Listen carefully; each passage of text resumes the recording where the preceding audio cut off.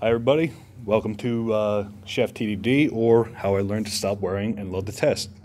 Yet another talk riding on the coattails of Dr. Strangelove. Today I'm going to be talking to you about the value of testing, the basic fundamentals of test-driven development, and how to apply those fundamentals to Chef. Before we get into all that, my name is Tracy. I'm a software engineer over at AWeber Communications. We are based out of Chalfont in Pennsylvania. I'm actually primarily a Python developer. I've only just become recently infatuated with the ops side of things, and I've been using Chef for maybe a year or two now. When we develop code out at AWeber in a test-driven format, we actually have developed this workflow where if you do not have tests for the code that you're writing, we automatically reject your pull request. The basis is, if you cannot prove that your code works, we will not accept it, which is the kind of mentality I had when I went into the ops side of things and found it was quite different. While we did test in the ops side of things, the tests were very slow, manual, and fragile, which led us to just not testing, or tests would take an hour and people would just say, the hell with it, we're doing it live, which is awful. But before I get into all that, you can find me on GitHub. My name is DJT5019. It's also the same thing for Twitter. If you have any questions at the end and I can't answer them, just hit me up on there and I'll be happy to get to you. As I mentioned before, I began to work on the ops side of things out at AWeber, and we gradually introduced the concepts of TDD to the ops guys. Needless to say, there were some road bumps. However, what testing allowed us to do is highlight some issues that we had in our infrastructure. It kind of forced us to look at the skeletons in our closet, which, for better or worse, happened. But now we know what the problems are and how to address them, and the tests that we write actually help solve the problems that we had but we didn't know about. Otherwise, it's been pretty successful. However, why even test in the first place? What is being gained from testing? Is it even worth our time? In my opinion, hell yes. As I said before, you actually begin to develop this mentality around testing to where you get to the point where if you do not see tests, you assume that something is broken. You just say, I'm not touching that, it looks scary. I find your lack of tests disturbing. Testing allows us to minimize the risk we are putting in front of the people who pay us. For example, if you are writing code and you make a bunch of changes without any tests, you're essentially saying, I'm taking all this risk and I'm throwing it over the fence, I hope it lands on its feet. We don't want that. What we want to do is be able to minimize the risk that we're throwing over the fence. Minimize the risk that we're throwing over the fence and say, we have some baseline or some measure of success for this code. We can push this code out with confidence. By having confidence in what we write, we can actually begin to release our code faster. We enter a positive feedback loop. By minimizing our risk and increasing our confidence, we are more inclined to actually push out code. We are no longer afraid of pushing changes, so we push changes faster. If we push changes faster, we release new features faster, we get to market faster. Win-win, why not? However, if you do not begin to minimize your risk by testing, what you actually end up doing is entering a negative feedback loop. The changes you begin to make tend to scare you, and changes that scare you tend to be delayed when deployed.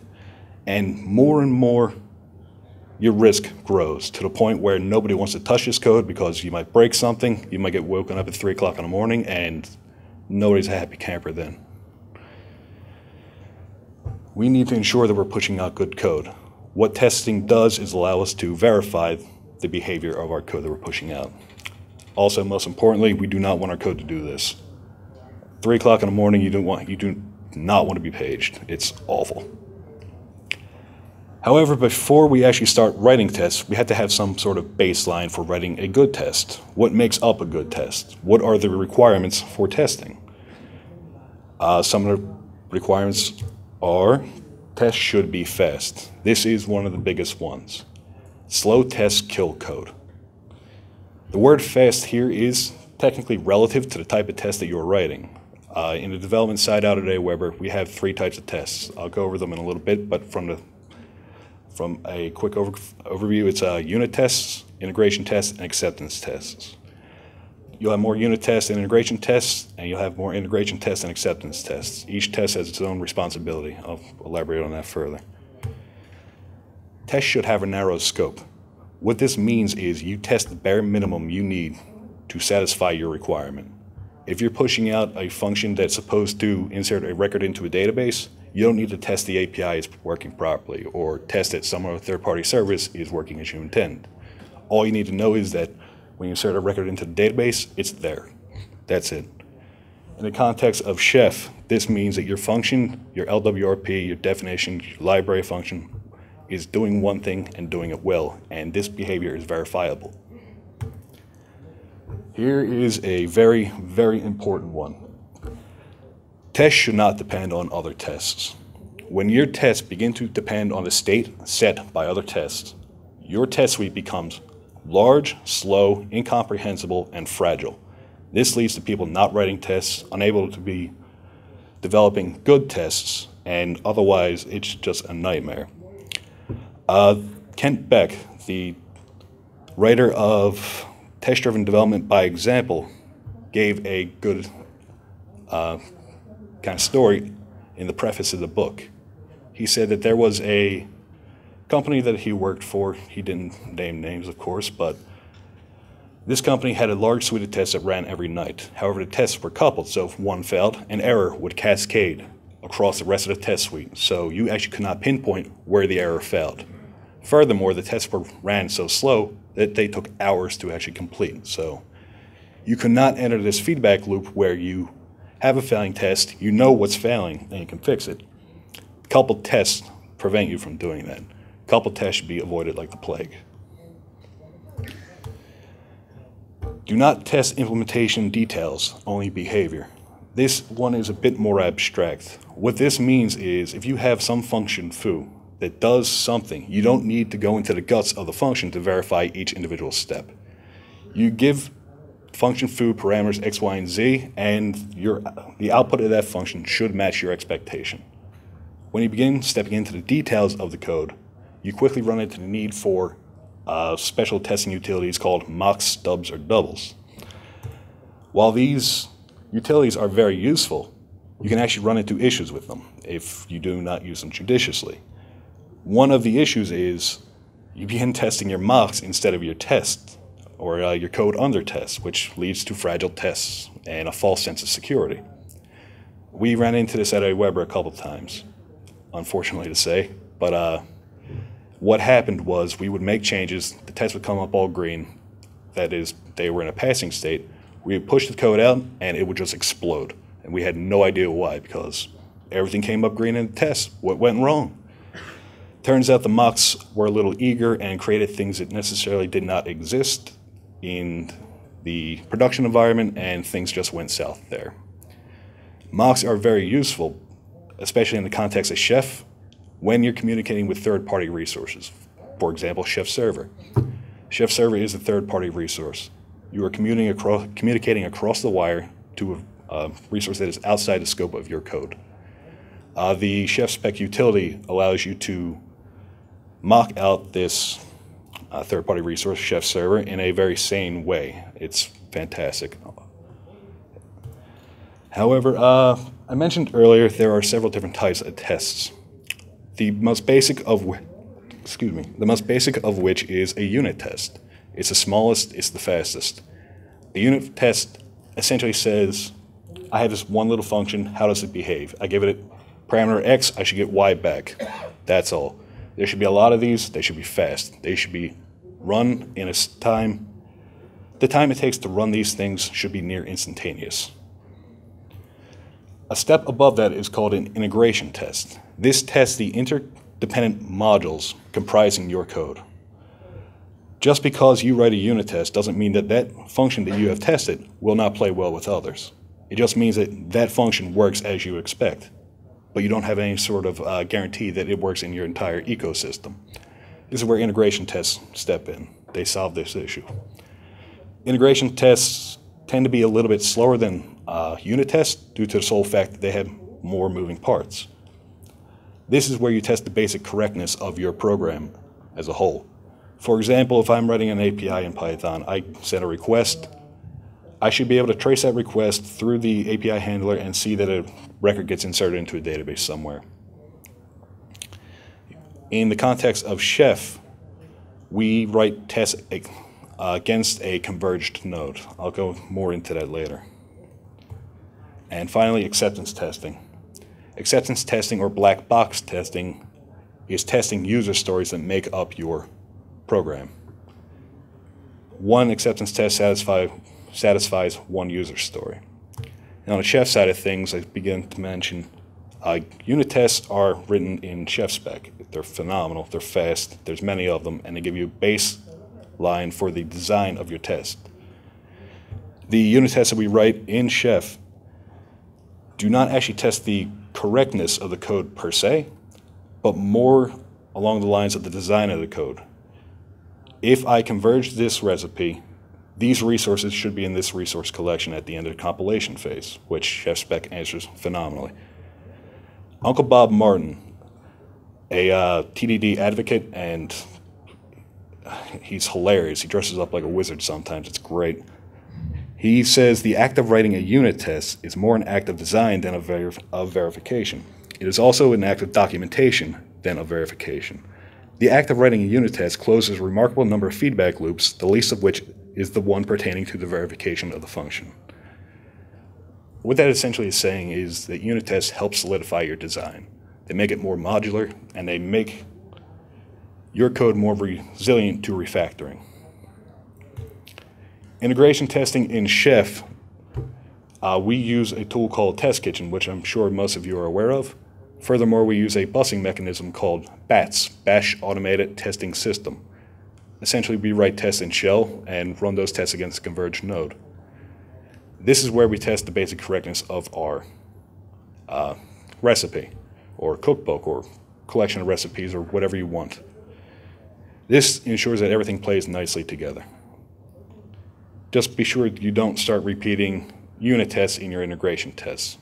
For example, if you have an integration test that says, I expect this user to exist, that's better suited as a unit test because Chef converging is in itself a test as well.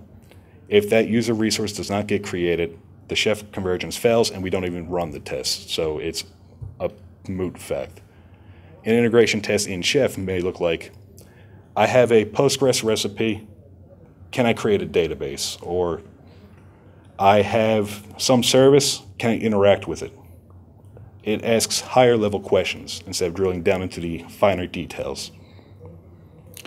And acceptance testing is one step above integration testing. Integration tests are concerned with this single node. Acceptance tests are concerned with a subset of your infrastructure. Out at Aweber, we still kind of do this in a manual fashion. We have yet to find a tool that allows us to write automated acceptance tests that we're totally satisfied with. If you know of one, catch me after the talk and please let me know. I'm all ears.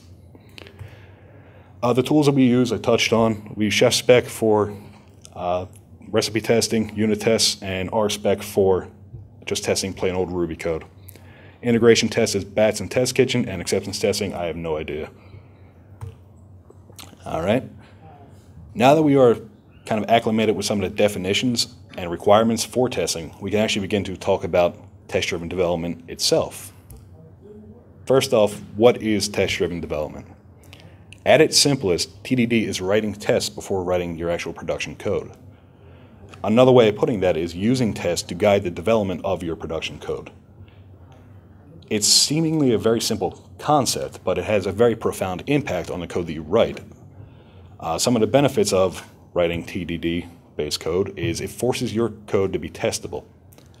This kind of seems like a tautology. It's like you have to write a test and make your test pass, so your test has to be testable. Yeah, we know. But it is possible to write untestable code in test-driven development.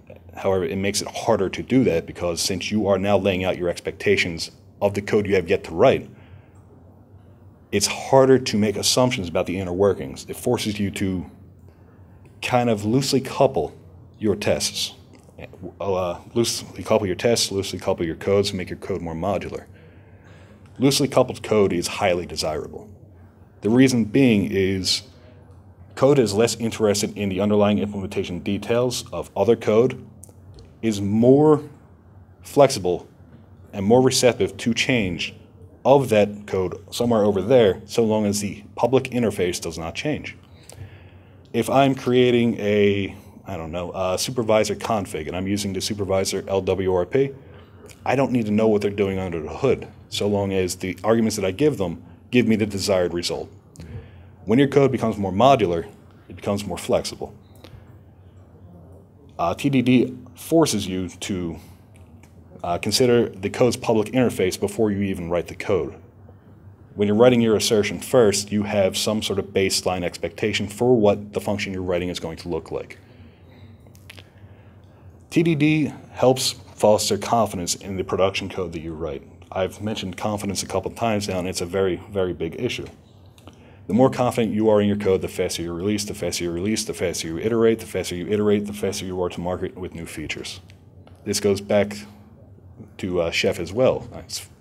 The faster you create cookbooks, the faster you can stand up other pieces of your infrastructure, the faster your developers can actually work with your new infrastructure. It's a very good way to enforce a positive feedback loop in your development cycle.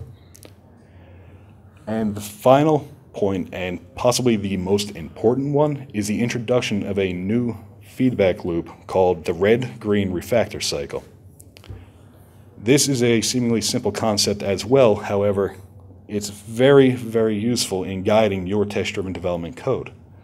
When you begin writing test-driven code in a TDD fashion, you always start out with a failing test. That is to say, you enter the red state, the very first one.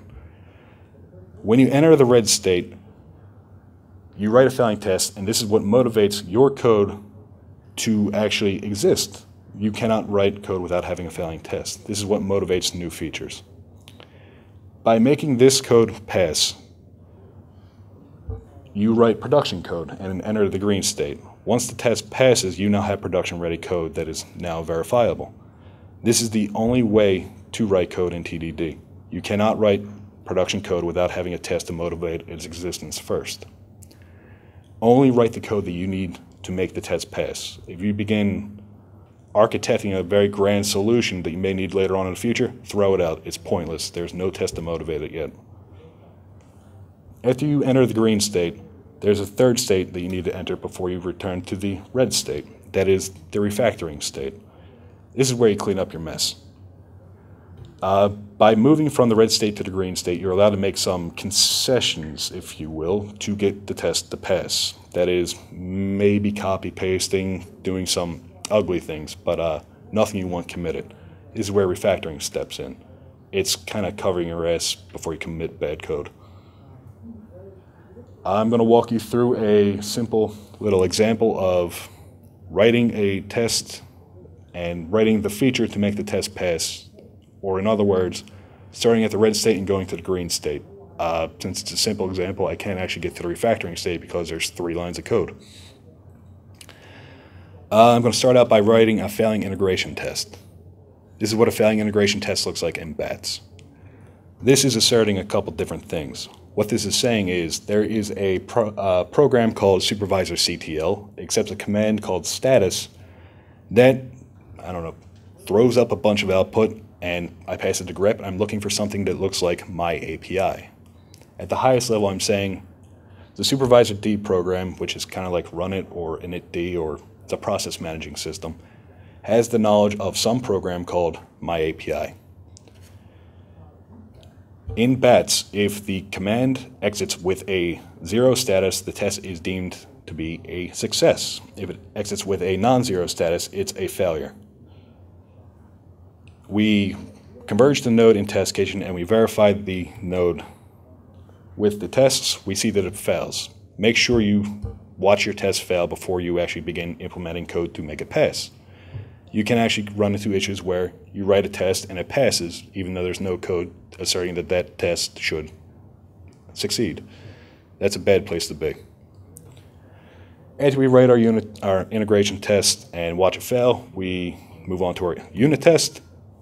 The unit test here looks a bit like this. It's chef spec. I'm asserting that there is some resource named supervisor service API, my API, in the resource collection at the end of the chef compilation phase. As I mentioned earlier, we're allowed to make some concessions in getting our test to pass.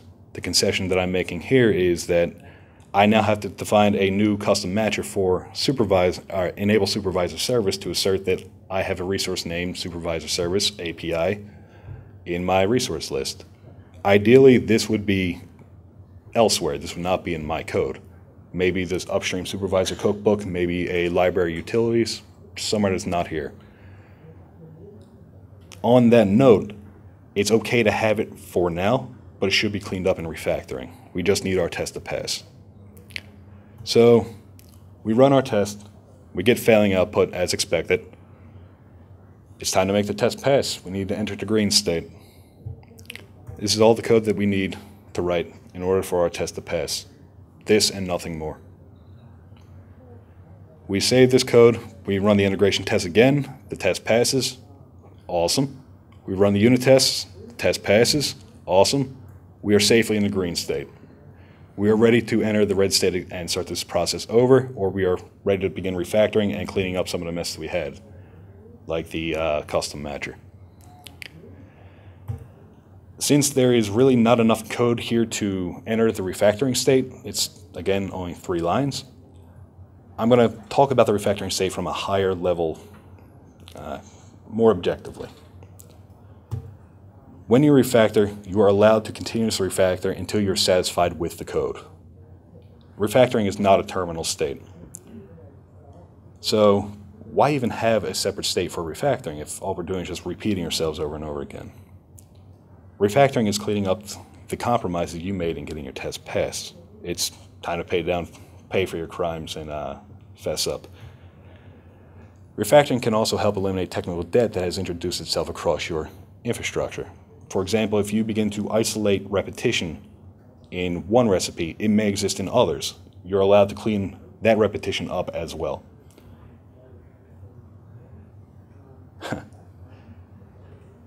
Refactoring your code helps make your software easier to understand. There was a quote that I heard some time ago, and it stuck with me. It's kind of a weird quote, but I'm saying it anyway. It's always code as if the guy who ends up maintaining your code will be a violent psychopath who knows where you live. Don't leave a mess behind. And finally, and possibly most importantly, eliminates duplication. Refactoring eliminates duplication. I believe this is a more important topic, so I have more slides on it near the end. So now that we're fully convinced that refactoring is awesome, how do we refactor? One way that we can refactor our code in Chef is by isolating implementation details and behavior into lightweight resource providers, definitions, functions, libraries, taking that repetition and putting it behind a nice facade or a nice public-facing API. Taking the supervisor service example back here, I don't know what that's doing under the hood. I have no idea. But at the end of the day, it's saying supervisor is now aware of a program called my API. I don't know how it does it. I don't care. Refactoring our code allows us to write code like that. It's easily consumed by others. It hides away the implementation details, and it makes everybody a lot happier because it's a lot easier to work with. It's one less thing to worry about. When you begin to have lots of common functionality, one method of refactoring might be to actually create what's known as a utility or a library cookbook. This is just a cookbook with a bunch of functions that are all seemingly correlated. For example, if you have, I don't know, maybe a lot of functionality around creating users in your LDAP server, along with creating users on your local node, you can kind of isolate all that LDAP functionality, all that user creation in some other cookbook over there, and just require the cookbook and begin to use its public-facing API, its LWRPs, its functions, instead of re-implementing the guts of the implementation needed to actually authenticate with LDAP, create a user, create record search, and all that. Just hide it behind somewhere. Hide it somewhere else where it can be ugly as it pleases.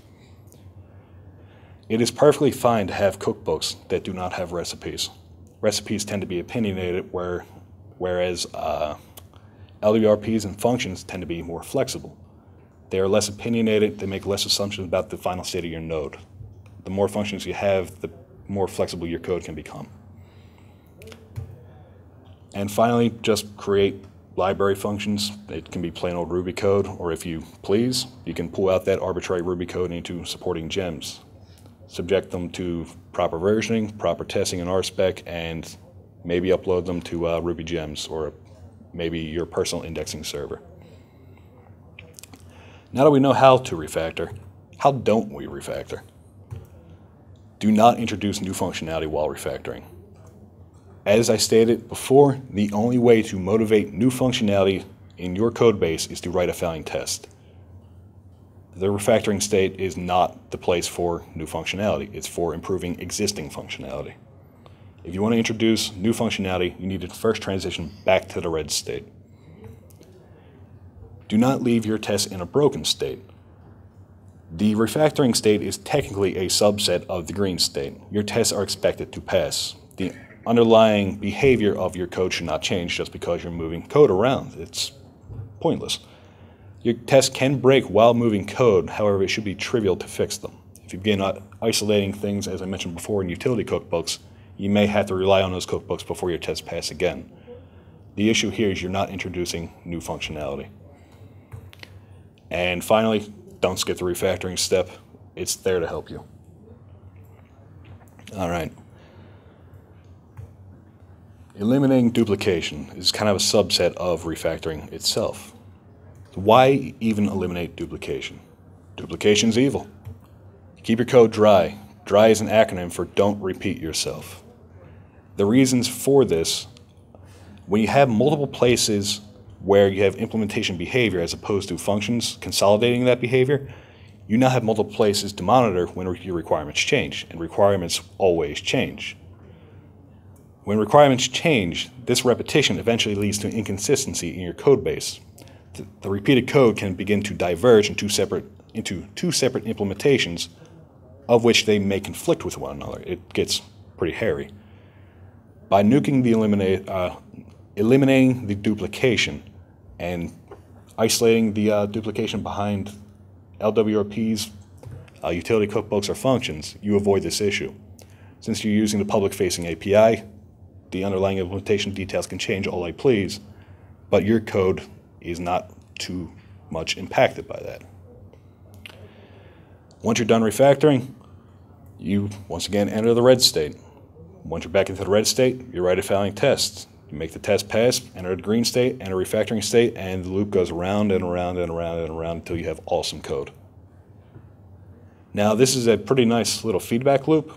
However, we can actually tighten it up a little bit, mainly by using a tool called Guard. Guard has a couple plugins, one of which is RSpec Guard, and another is called Kitchen Guard. RSpec Guard will monitor your file system and run your unit tests whenever a test or your cookbook changes. Kitchen Guard does the same thing, but is a bit more sophisticated about it. Kitchen Guard will bring up your node, it will converge your node, and then it will listen for changes on the file system. If your tests change, it will only verify your test against the already converged node. There's no need to reconverge it. Nothing in the cookbook changed. If your cookbook changes, that's when Kitchen Guard will then reconverge your node, then re-verify it. This cuts a lot of waiting time out of the equation and makes the feedback loop all that much faster. It's very nice. I'm moving a lot faster than I anticipated. Kind of like a little TLDR. Just try out TDD to see if it works for you. As I mentioned before, there is a bit of a learning curve. It's kind of putting the cart before the horse in some aspects, but once you get a hang of it and actually start going into the flow of developing code in a test-driven format, you start reaping all the benefits that I mentioned. Your code's modular, it's easy to read, it's easy to maintain, it's easy to extend, and a violent psychopath will not find out where you live. Some things to not do: don't commit copied and pasted code. I've been kind of harping on this for a little while now, but copying implementation details across your code base is a good way to shoot yourself in the foot. Don't forget to refactor your code and your tests. Tests are a first-class citizen. They are not to be forgotten. They're not to you're not allowed to make a mess in your test and say, oh, this is just to motivate the feature. Wow.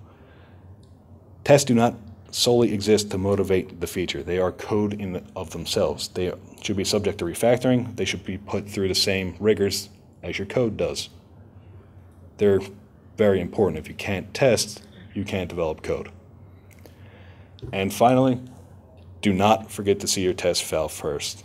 I mentioned this earlier, and it will bite you in the ass. All right, that is it. Are there any questions? Yes? You're saying you're using vision guard where, I guess, how do you... I'm sorry? How do you, you mentioned using vision guard for something. There's a gem for Kitchen Guard, and it just plugs right in. It's pretty nice. Any other questions? So when you said that tests should be independent, let me make that concrete for a second. So suppose you wanted to have a test to see if you can create a file, and Yes. a test to see if you can delete it. Are you going to do each of those operations twice, so that you one time test to create and the other time test to delete? That test would most likely be done in chef spec, and simply seeing that the resource for that action exists in the resource collection is sufficient. Just I was just using that as an example. Oh, okay. Yes, you would. Mainly because if you begin running your tests in parallel, you can run into a state where the deletion test comes first and just blows up, even though if the creation test ran first, it would pass. So there's a trade-off there with the making tests fast, because often if you have a very large rollback or a very large init and a very large cleanup, then that can slow down your tests a lot. Where That is true. The state might be useful for multiple tests. If you have a very large initialization and a very large rollback, it should be subject to refactoring. If you begin interacting with third-party resources in your initialization, abstract them away, put them somewhere else, and then mock that out. That way your test no longer becomes dependent upon the state of the third-party resource, and you can test that completely separately. Does that answer your question? All right. You know, if you can lay down server spec or BATS tests to be used later for acceptance tests, not just within a test kitchen run, but almost to be able to a feedback loop like a Jenkins could check it and display a JUnit type failure report on all your nodes. I honestly don't know a lot about server spec. Okay. I believe there's a talk coming up next, and I will be attending it because using server spec to basically do that, where our integration tests in our test kitchen or server spec, and then I use those as a baseline for an external server spec that's like all kind of like snowflake to my prod environment, so that I can use the same tests we developed for the testing integration of the cookbook itself against our. so you can use server spec as a form of acceptance testing. Yeah, yes, it's got an SSH driver, so you can just basically tell it, like, these are all my machines, here's all the roles for my machines, and then Fantastic. these test suites on these roles. I'm going to grab you into this. I want to talk more about that. Yes? Yeah, how long do your tests take to run, and what have you done to make them faster? Good question. My unit tests finish in under, I believe it's half a second, and there's a couple hundred of them. The integration tests take about a minute. That's not including convergence. Converging can take as long as it needs to. We don't have acceptance tests, so there's nothing to report there. To make the test faster, you actually begin to isolate some of the slower behavior and abstract it away. For example, if your test depends on creating a database, and that takes forever. Just kind of say, wave your hands up and say, we have a database, it looks like that, but it doesn't actually have to exist. You can begin to kind of finagle your code and your tests to make your tests faster. I believe there are profiling tools for Chef, but I haven't used them. I forget what they're called too. Crap. There are some handlers you can use to get the time of resource execution and stuff. Oh, there are report handlers. That might be something to look into. Report handlers run after a Chef convergence. They can report either the success or failure of a Chef run. They can also collect metrics about what your Chef client run did. You can gain some nice introspective metrics on your client run from report handlers. Yes? How do you deal with using LWRPs inside of the Chef spec where you use inline resources, so at the end your resource list is a little different? Chef spec actually does not evaluate LWRPs. When we test an LWRP, we actually have to instruct Chef spec to step into it. Yeah. That's when it begins to fully create the resources and do all of its magic. We test those separately from the code. Okay. Essentially, we can have one file, let's just call it test default.rb, and in that test default recipe, all we're actually doing is testing that the LWRP is called. We don't need to know about the underlying implementation of it.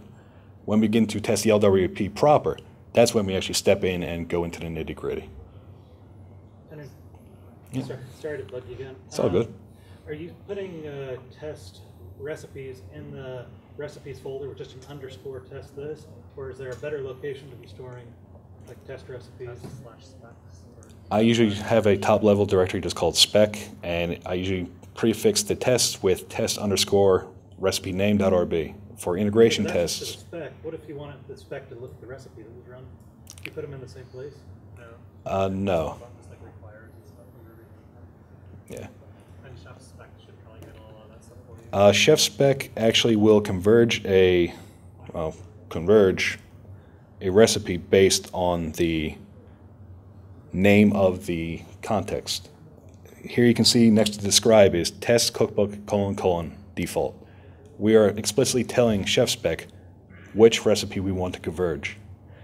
On the line under, we see subject chef run, and we're creating a new chef runner and converging the described recipe. This is kind of a little syntactic sugar instructing Chef spec to say we are going to be testing the default recipe.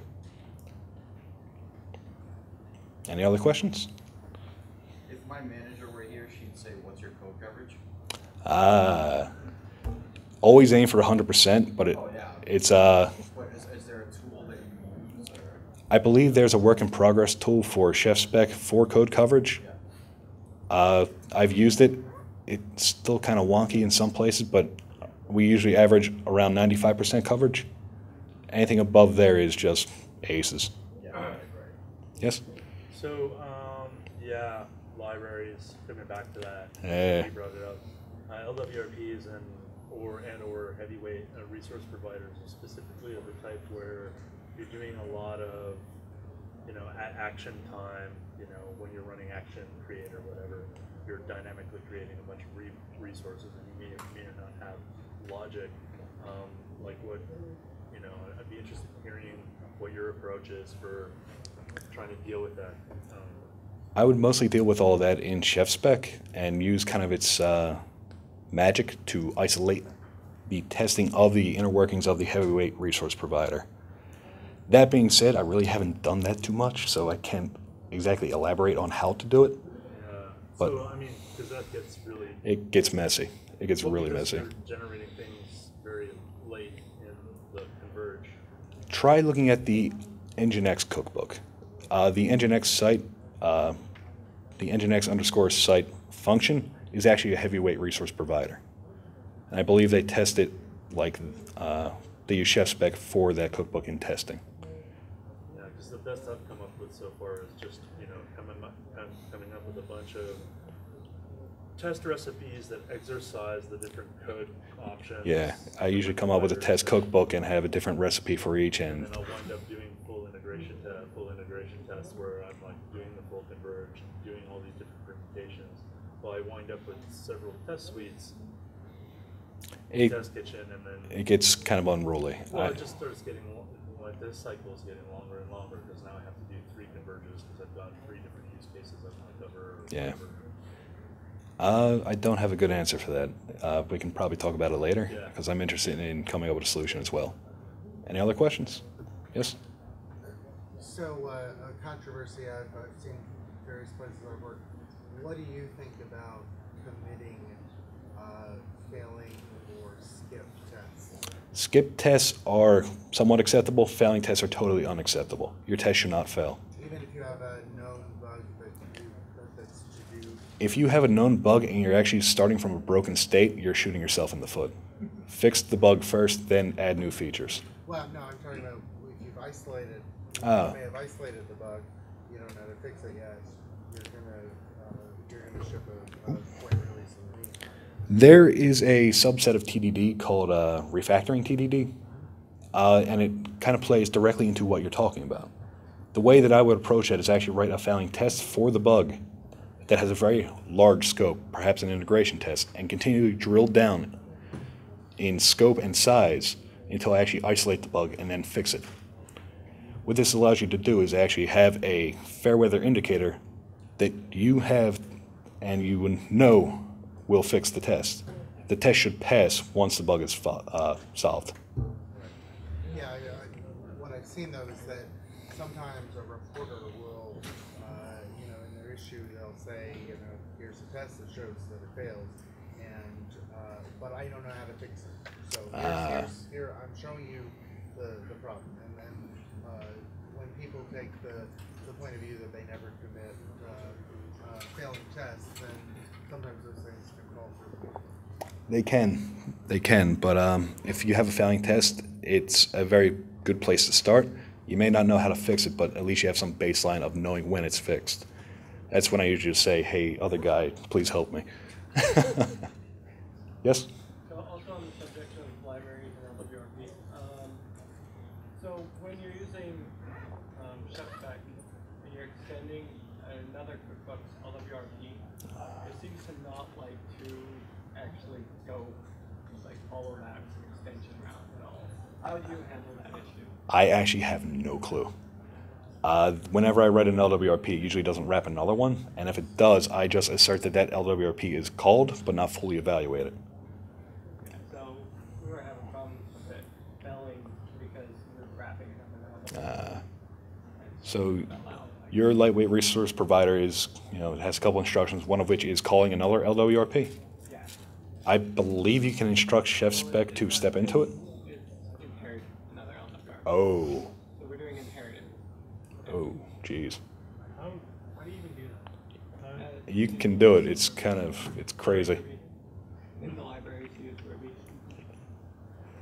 That may be a good subject for refactoring. Sorry, I don't have a good response for that. Yeah, because of the way run it works.